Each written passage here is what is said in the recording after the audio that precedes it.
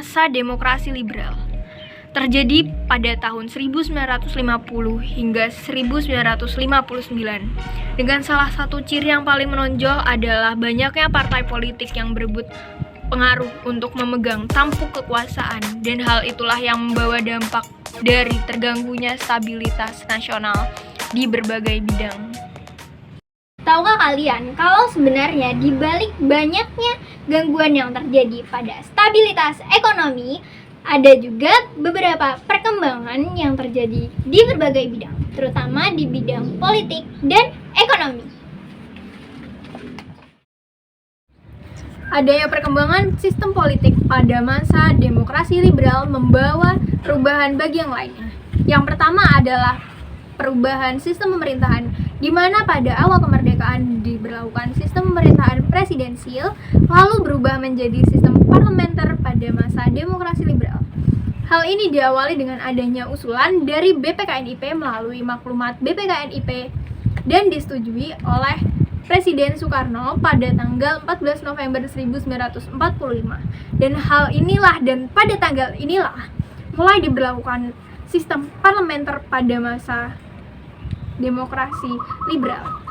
Dan adanya perubahan ini membawa perubahan bagi beberapa fungsi KNIP yang menjadi membantu presiden, lalu ada juga perubahan beberapa kabinet selama 7 kali.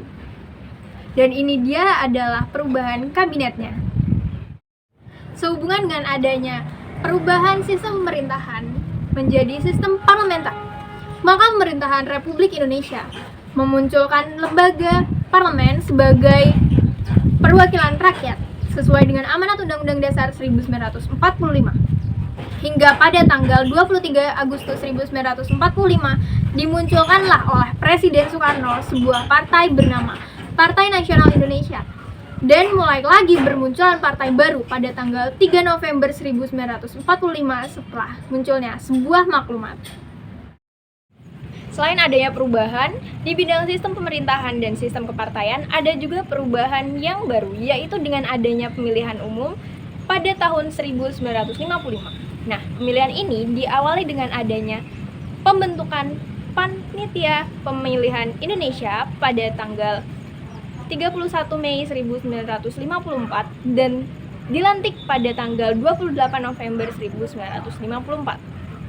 Nah, pemilu pertama ini dibagi menjadi 16 daerah dengan 2 tahap, yaitu tahap pemilihan anggota DPR dan tahap pemilihan anggota konstituante. Nah, selain adanya perubahan di bidang politik, ada juga perubahan di bidang ekonomi, di mana ditetapkannya 2 sistem ekonomi. Yang pertama adalah sistem ekonomi nasional. Nah, faktor yang menjadi penyebab adanya sistem ekonomi nasional ini adalah karena adanya sistem ekonomi kolonial yang sempat diberlakukan oleh Belanda. Dan ini ditandai dengan adanya dan banyaknya perusahaan asing di Indonesia dan perdagangan yang didominasi oleh masyarakat Tionghoa. Melihat hal tersebut, Sumitro Djoyohadikusumo mencoba untuk mempraktikkan sistem ekonomi nasional. Dan hal tersebut dilakukan melalui pemanfaatan masyarakat pribumi kelas menengah untuk membangun sebuah kelas pengusaha pribumi.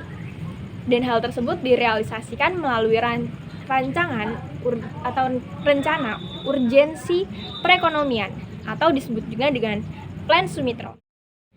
Selain adanya sistem ekonomi nasional, ada juga sistem ekonomi liberal. Nah, faktor yang mendasari dari adanya sistem ekonomi liberal ini adalah yang pertama, karena adanya Perang Korea. Nah, perang ini terjadi pada tahun 1950-an dan menyebabkan naiknya harga komoditas dan ekspor. Faktor yang kedua adalah volume perdagangan internasional atau ekspor yang menurun. Nah, ditambah lagi dan diperparah lagi kondisi keuangan yang masih menggunakan rancangan keuangan Belanda. Dan ada 3 upaya juga untuk mengatasi hal-hal tersebut melalui sistem ekonomi liberal. Dan ini dia adalah upayanya.